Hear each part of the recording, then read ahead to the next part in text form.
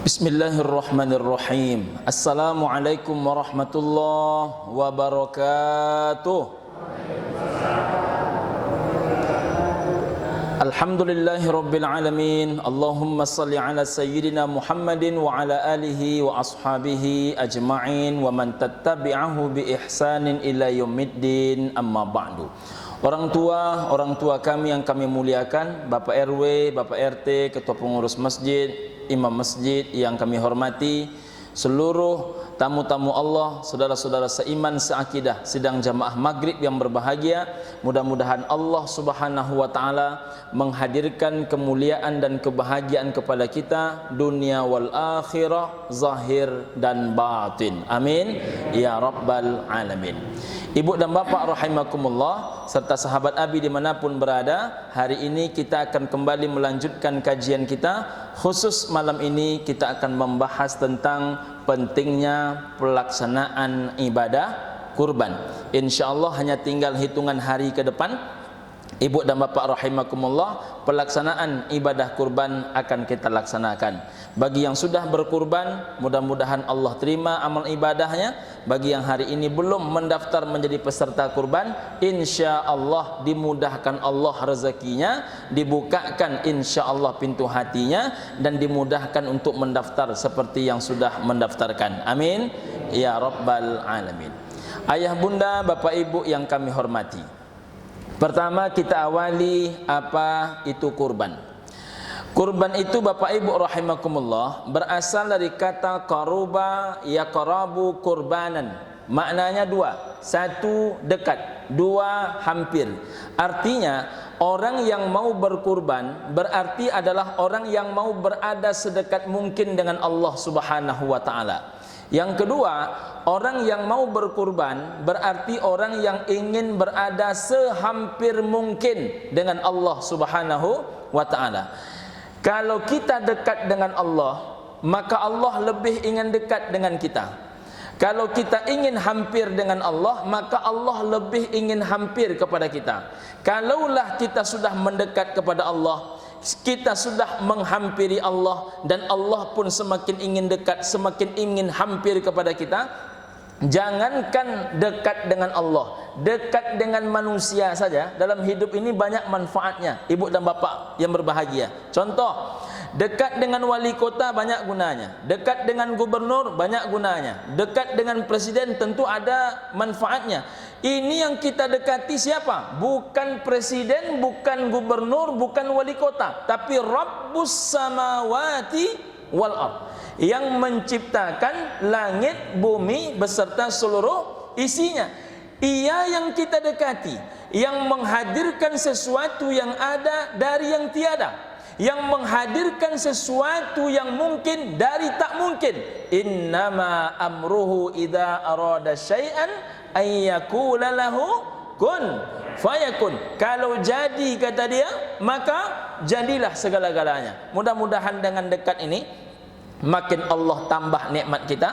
La in syakartum la azidannakum wa la in kafartum inna adzabi lasyadid. Karena kalau kita bersyukur Allah tambah nikmat, kalau kita kufur azab Allah sangatlah pedih.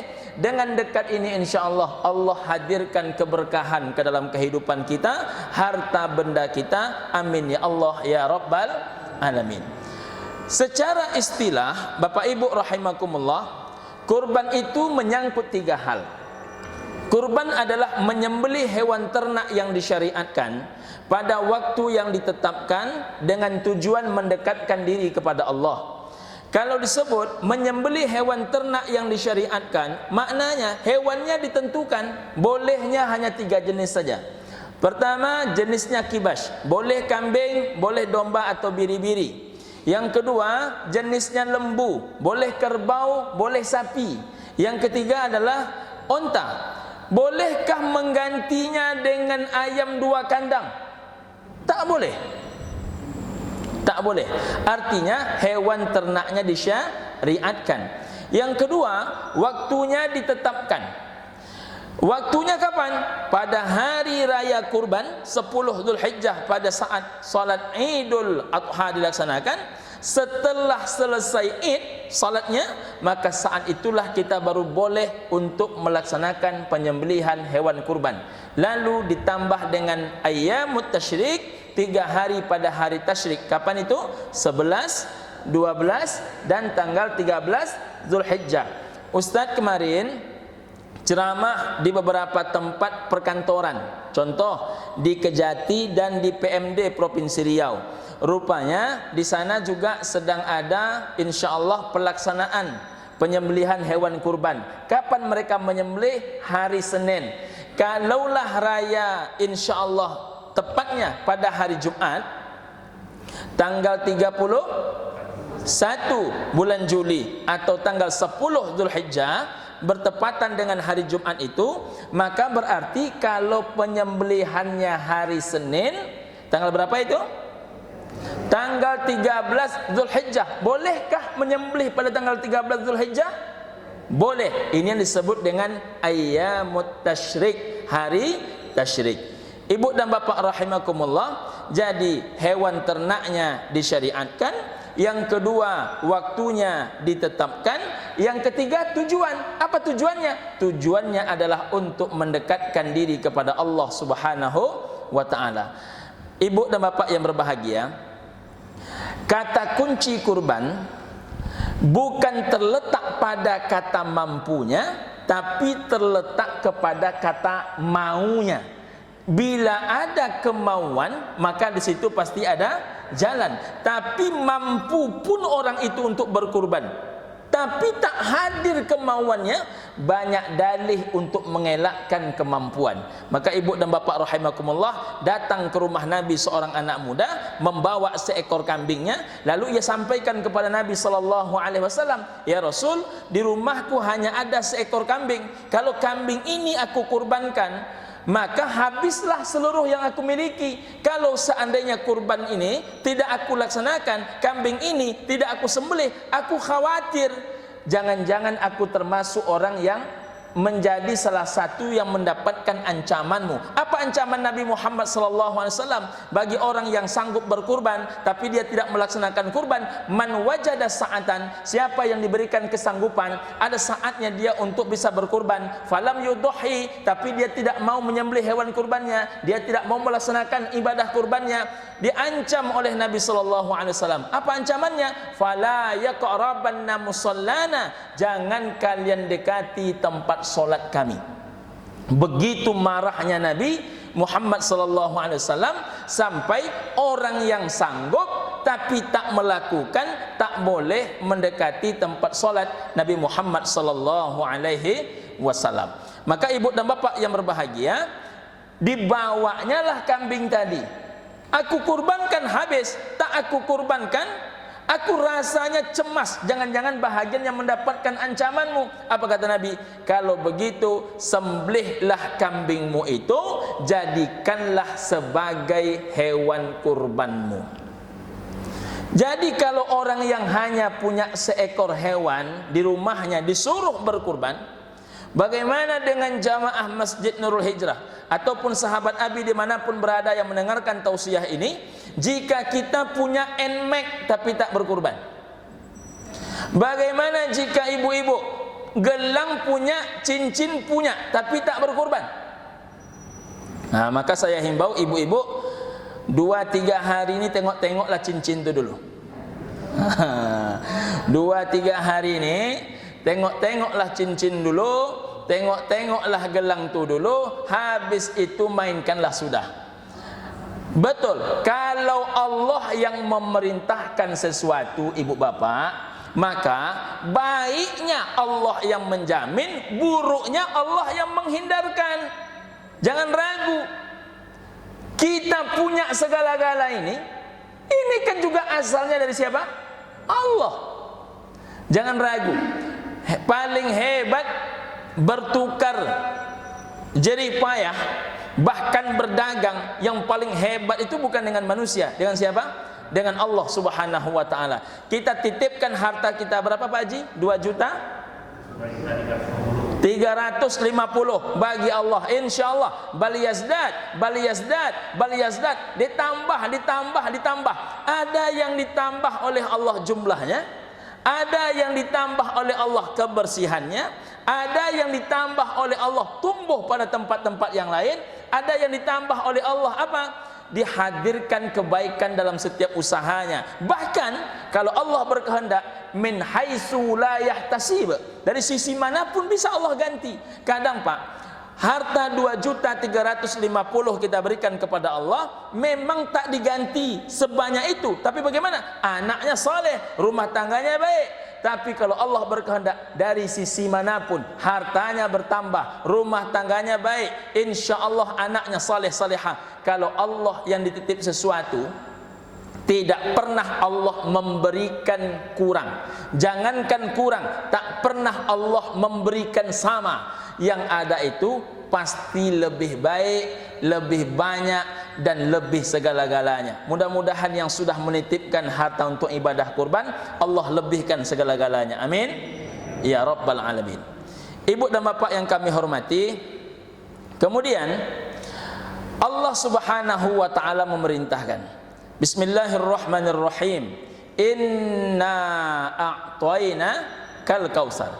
Sesungguhnya kata Allah, kami telah memberikan kepadamu nikmat yang banyak. Yang kaya siapa? Allah. Yang miskin kita manusia. Sekarang zat yang maha kaya itu mengatakan kepada kita, nikmat yang kuberikan kepada kalian banyak. Mestinya yang miskin yang menerima mengakui sedikit atau mengakui banyak? Mengakui banyak. Allah yang memiliki segala-galanya mengatakan nikmat kepada kita itu banyak. Tapi anehnya yang menerima selalu merasa sedikit. Wa in ta'uddu ni'matallah la tuhsuha. Jika maulah kalian menghitung nikmat Allah, kalian tak sanggup menghitungnya, kata Allah. Menghitungnya kita tak sanggup. Kalaulah kita hitung, kita jadikan seluruh air lautan menjadi tintanya, seluruh batang kayu sebagai penanya untuk mencatat nikmat Allah, takkan sanggup kita menghitungnya. Ibu dan bapak yang berbahagia, bagaimana cara kita mengaktualisasikan rasa syukur kepada Allah Subhanahu wa taala? Dua di antaranya, fasalli li rabbika wanhar. Salatlah kepada Rabbmu. Yang kedua, berkurbanlah. Nah, jadi berkurban ini salah satu jalan menunjukkan rasa syukur kepada Allah. Hebatnya, kurban ini salah satu amal ibadah paling tua. Apa buktinya? Bersengketa pemahaman antara Qabil dan Habil dalam merebut hati seorang anak manusia, anak juga daripada Nabi Adam alaihissalam, Iklimah. Ibu dan bapak yang berbahagia, menurut Allah, menurut ayahnya Nabi Adam, kembaran Qabil ini mestinya menikah kepada adiknya Habil. Kembaran Habil itu yang layaknya menikah kepada abangnya Qabil.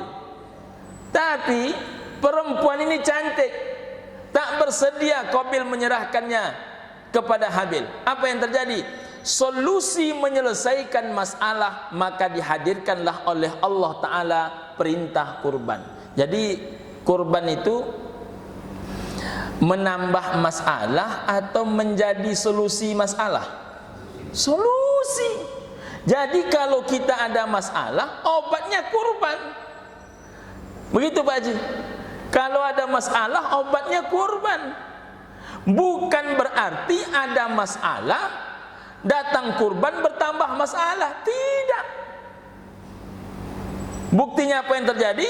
Kurban menjadi solusi terhadap problematika antara Qabil dan Habil.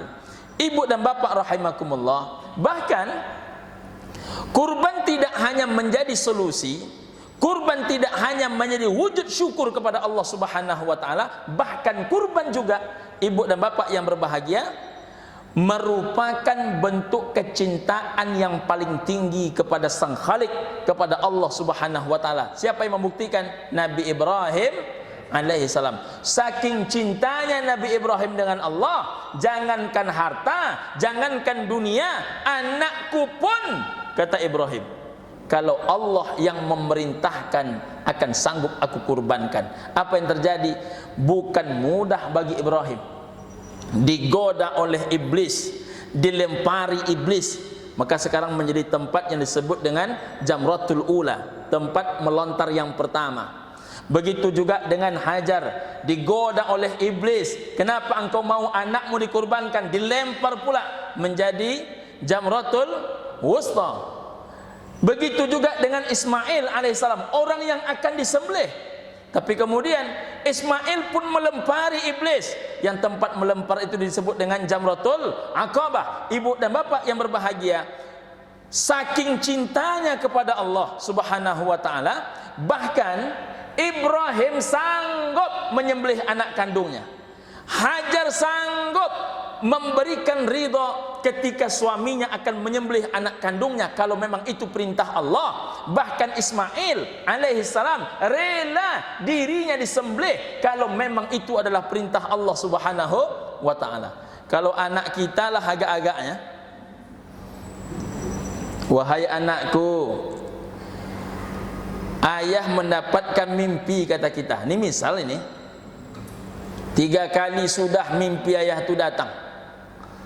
Kata dalam mimpi itu ayah mesti menyembelih engkau. Kira-kira apa kata anak kita? Kalau memang terpaksa juga ada yang harus disembelih, biarlah yang tua-tua dulu ya, kata dia. Itu Pakcik. Tapi tak demikian dengan Ismail, tak demikian dengan Hajar. Walaupun Pak, kalau boleh kita menyebut, kita ayah ini sayang kepada anak, tapi sesayang-sayangnya ayah kepada anak takkan mampu mengalahkan sayang seorang ibu kepada anak. Pernah bapak ibu menengok video, ada 2 ekor ayam, yang satu induknya, yang satu bapak ayam. Di bawah dia ada anak ayam yang banyak. Lalu anak ayam ini tak bisa makan karena tempat makannya tinggi. Yang bisa makan induknya, bapak ayam. Apa yang terjadi? Kalau bapak ayam sekali makan, yang dia kerjakan hanya makan saja, yang dia urus hanya dirinya saja. Tapi induk ayam, sekali dia mengunyah, mematok, sekali dia campakkan ke anaknya. Sekali dia mengunyah, sekali dia patokkan untuk ke anaknya. Artinya apa? Seorang ibu takkan pernah senang hatinya kalau anaknya tak makan. Tapi karena ini urusannya dengan Allah, tak ada yang paling tinggi cinta. Selain cinta yang paling tinggi itu hanyalah cinta seorang hamba yang tulus kepada Allah Subhanahu wa ta'ala. Ini yang mampu dibuktikan oleh keluarga Nabi Ibrahim alaihis salam. Mudah-mudahan kita walaupun tak seperti itu betul, insyaAllah mampu mencontoh sebahagiannya. Amin ya rabbal alamin. Ibu dan bapak yang berbahagia, kalau Ibrahim anak kandung yang disembelih, Qabil dan Habil juga berkurban dengan hasil ternak dan hasil taninya. Nabi Muhammad sallallahu alaihi wasallam memberikan syarat minimal, apabila seorang laki-laki keluar dari rumahnya membawa hewan kurbannya, maka itu adalah kurban dirinya dan kurban seisi rumahnya. Maka yang dibatasi itu batas minimal, bukan batas maksimal. Jadi paling kurang setiap rumah 1 hewan kurban, setiap kepala keluarga 1 hewan kurban. Tapi Nabi sallallahu alaihi wasallam paling kurang kurban beliau berapa? Kabsyaini amlahaini, 2 ekor kambing berwarna putih. Jadi Nabi paling kurang kurban beliau berapa? 2 ekor kambing berwarna putih. ketika Nabi SAW menyembelih yang pertama, apa kata Nabi? Allahumma taqabbal hadza min Muhammad wa ala ali Muhammad. Ya Allah, terimalah ini dari siapa? Dari Muhammad dan keluarga Muhammad. Hebatnya kurban yang kedua, kambing yang kedua, apa kata Nabi SAW? Allahumma taqabbal hadza min ummati Muhammad. Ya Allah, terimalah kurban ini dari umat Nabi Muhammad. Kita belum ada saat itu, tapi kita salah satu yang menerima. Kita belum ada saat itu, tapi Nabi sudah teringat dengan kita. Kira-kira cinta kita kepada Nabi macam mana? Luar biasa Rasulullah. Ibu dan bapak yang berbahagia, maka itu paling kurang Nabi Muhammad berkurban. Bagaimana kalau rezeki beliau lancar baik, banyak, usaha berkembang dengan pesat? Bagaimana cara Nabi Muhammad berkurban? Nabi berkurban dengan 100 ekor onta. Nabi menyembelih 60 hingga 63 ekor. Sisanya dilanjutkan oleh menantu beliau, Sayyidina Ali bin Abi Thalib. Disuruhnya kepada Ali, serahkan semuanya. Sudahlah berkurbannya banyak, tapi Nabi tak mengambil jatah spesial daripada daging kurbannya. Tengoklah orang hari ini, ibu dan bapak yang berbahagia, banyak pula permintaan-permintaan khusus. Dia tak sadari ada mata yang maha menatap yang dia lakukan. Itulah mata Allah Subhanahu wa ta'ala. Ibu dan bapak yang kami hormati, kemudian apa hukum berkurban? Jumhur ulama mengatakan hukum berkurban adalah sunnah muakkadah. Dalilnya mana? Salah satu dalilnya adalah salasun hunna alayya faraid. Ada 3 macam perkara kata Nabi, kepadaku hukumnya fardu, wajib. Wa hunna alaikum tatawwu', kepada kalian kata Nabi hukumnya tergantung kesanggupan. Apa yang 3 perkara yang wajib kepada Nabi dan tergantung kesanggupan kepada kita? Pertama, al-witru, salat witir. Yang kedua, wan nahru, berkurban. Yang ketiga adalah wasalatut duha, salat duha. Bagi Nabi wajib, bagi kita sunnah. Namun Imam Hanafi berpendapat hukum berkurban ini wajib. Kapan hukum berkurban wajib menurut pendapat Imam Hanafi? Bila tercapai 2 perkara. 1, bila sanggup dan bisa makan 3 hari. Kira-kira bapak ibu 3 hari ke depan masih makan ini agak-agaknya? Masih ya. Ini sudah memenuhi syarat pertama. Walaupun yang dimaksudkan oleh Imam Hanafi 3 hari itu pada hari tasyrik. Jadi bila sudah ada makan 3 hari, lalu masih ada uang lain atau kekayaan lain atau harta lain untuk berkurban seharga 2.350.000, maka wajib hukum berkurban. Sekarang kan orang menyederhanakan kurban. Contoh, angsuran mobil 3.800.000 bisa setiap bulan. Kurban tak bisa tiap bulan. Maaf, tak bisa dia keluarkan walaupun dia potong setiap bulan untuk dibayarkan di penghujung di bulan Dzulhijjah itu. Ibu bapak rahimakumullah, ada orang yang sanggup merokok. Ini maaf nih bagi yang merokok. Merokok sebungkus sehari 20.000. 20.000 kali 365 hari berapa tuh? Lebih kurang 7 jutaan. Itu hanya untuk dibakar. Tapi anehnya kurban tak sanggup. Jadi saya menghimbau bapak-bapak yang merokok, mulai hari ini kalau memang tak sanggup juga tak merokok, Bisa saja bapak-bapak berkurang merokok tuh sepertiga daripada biasanya, dan lalu bapak sisihkan sebagai tabungan kurban, maka tahun depan positif, insya Allah bapak berkurban. Maka di Malaysia Pak, fatwa Majelis Ulama Malaysia, orang yang merokok itu tak boleh menerima zakat, karena orang yang merokok dianggap kaya. Ini kalau diberlakukan di Indonesia banyak orang mengamuk nih. Begitu Pak Haji. Orang kalau merokok, menurut fatwa Majelis Ulama Malaysia, itu tak berhak menerima zakat. Kenapa demikian? Tadi sudah kita hitung, hanya untuk dibakar saja berapa tadi? 7 juta lebih. Mohon maaf. Maka Kiai Haji Abdullah Gimnastiar mengatakan, kalau masa macam ini begitu sulit zaman hari ini, lalu masih ada orang penghasilannya sangat terbatas, merokoknya tetap sebungkus sehari 20.000, istrinya payah nak makan, anaknya payah nak makan. Apa kata Kiai Haji Abdullah Gimnastiar? Itu namanya bukan lagi dosa, zalim sudah. Nah, maka saya menghimbau, bila bapak sanggup merokok, maka mestinya bapak sanggup berkurban. Untuk saat ini, inilah yang dapat disampaikan. Semoga ada manfaat. Billahi taufiq wal hidayah. Assalamualaikum warahmatullahi wabarakatuh.